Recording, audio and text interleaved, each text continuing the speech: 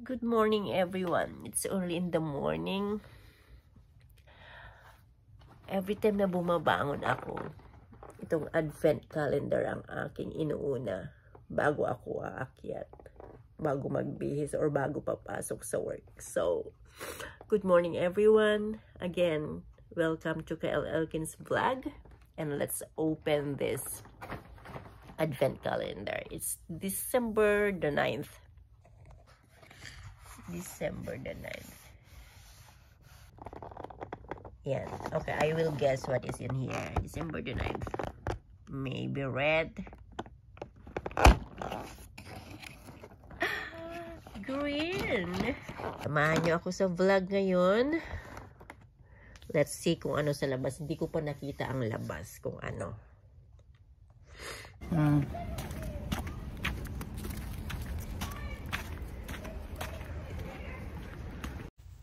Pwede na naman maglaro ng snow. Mag-enjoy na naman ang mga bata. Basta una, nag-enjoy pa kami. Pero pag tumatagal na, ayaw na naming maglaro. Yung ganitong bago pa ang snow, ang ganda maglaro. Pero pag matagal na, nakakainis na kayang lumabas. Pwede pong pang gawing bola o ang ganda.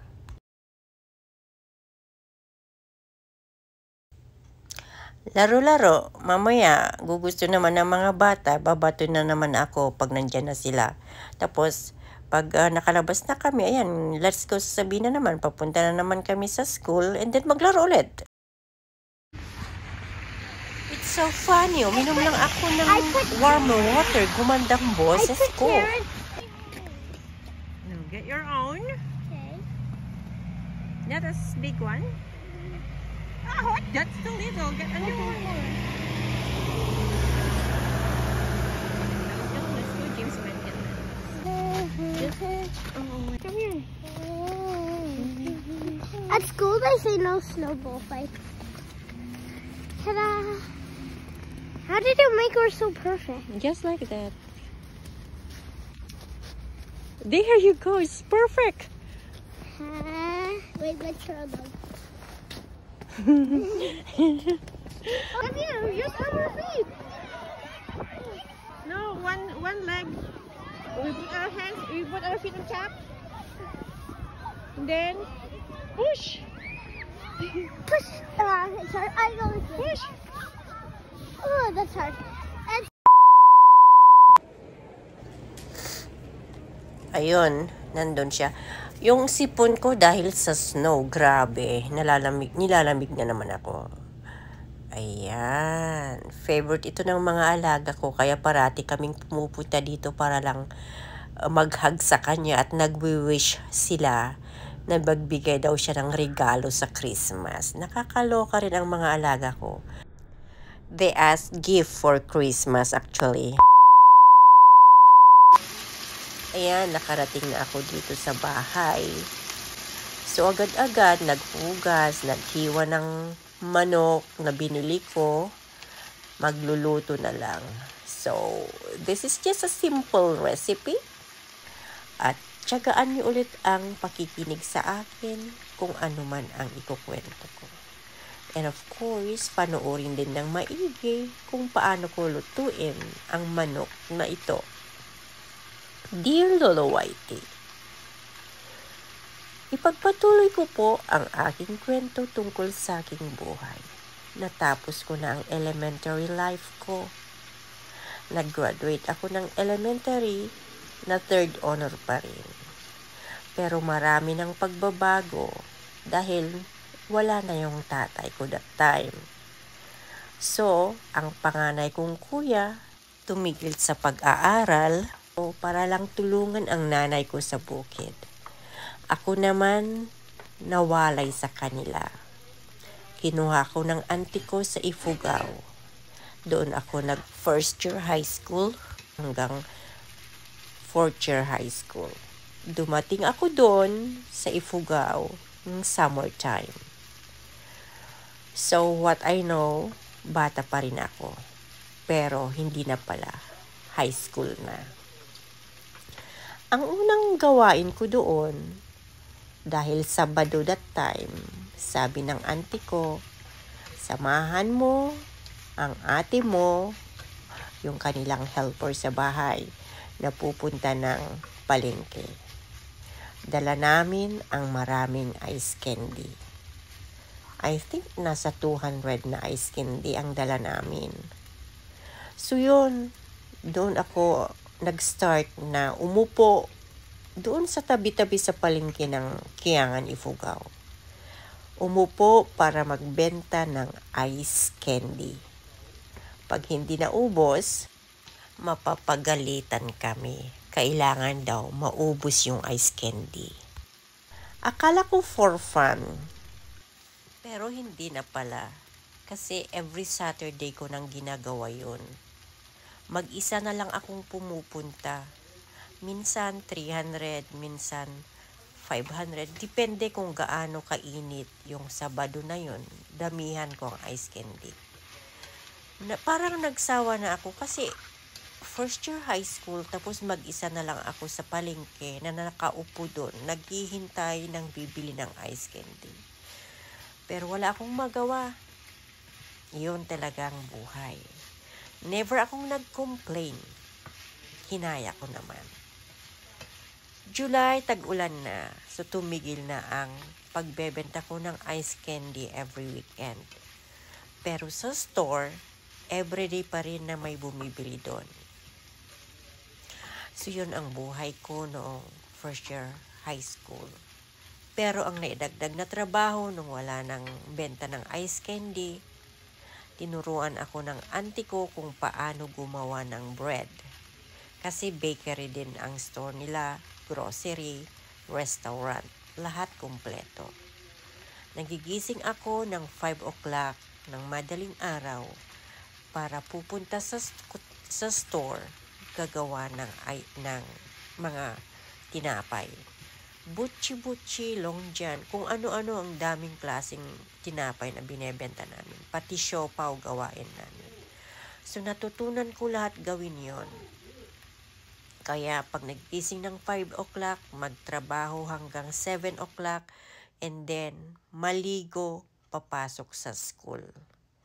Minsan maalala ko pa, habang nagpa-flag ceremony kami, dahil sa pagod at kulang sa tulog, natumba pa ako.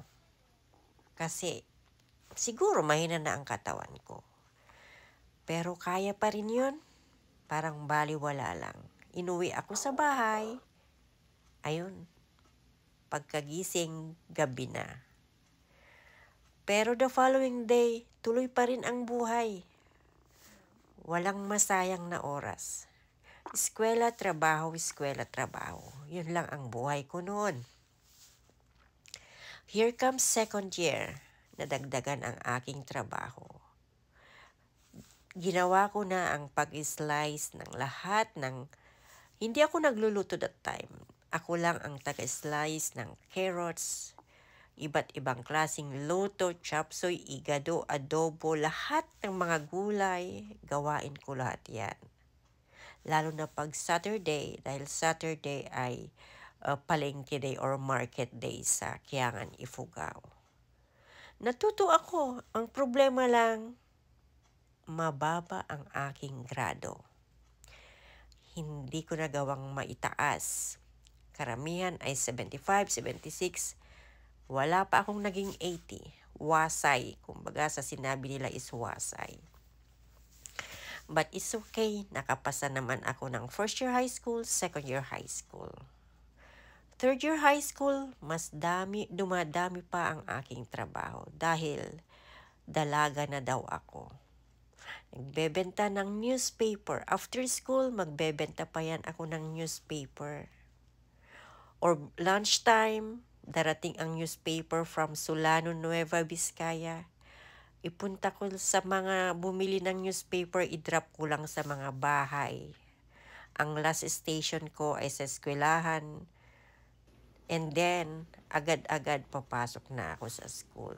And then sa hapon, kailangan umuwi ng maaga para diretso sa school, ay sa store, para tulungan na naman ang auntie ko sa kanilang hanap buhay na store. Yun, doon ako natutong magtrabaho.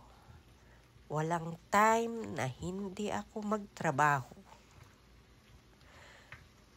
Pero nagpapasalamat pa rin ako sa auntie ko dahil kung hindi dahil sa kanya, hindi ako nakapag-aral. Dahil 8 kaming magkakapatid, hindi kaya ng nanay ko pag-aralin kami. And sa awa ng Diyos, naging okay naman ang life ko. No regrets. No regrets pero masakit minsan. Walang nanligaw ni isa. Kasi walang time na magpaligaw. I'm so sad that time. But anyways, yun ang buhay ko sa Ifugao.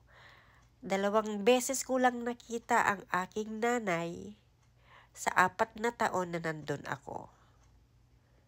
Umuwi lang kami sa La Union pag summer. 2 beses sa 4 na taon. Pati yung bunso naming kapatid na 2 months inside the womb of my mom nung lumipat ako sa Ifugao, hindi niya ako kilala na kapatid niya dahil hindi niya ako nakita. Here comes 4th year high school, nadagdagan ulit ang trabaho ko. Tumulong na rin akong mag-serve ng mga customer namin. Mga nag-iinuman, mga kumakain, server, waitress, lahat-lahat na pasok ko. Nasubukan ko na ring sumampal ng mga lasing. Sa awa ng Diyos, sa mga pagsubok na yon, nag-graduate ako ng high school. Tumaas din ang grado ko.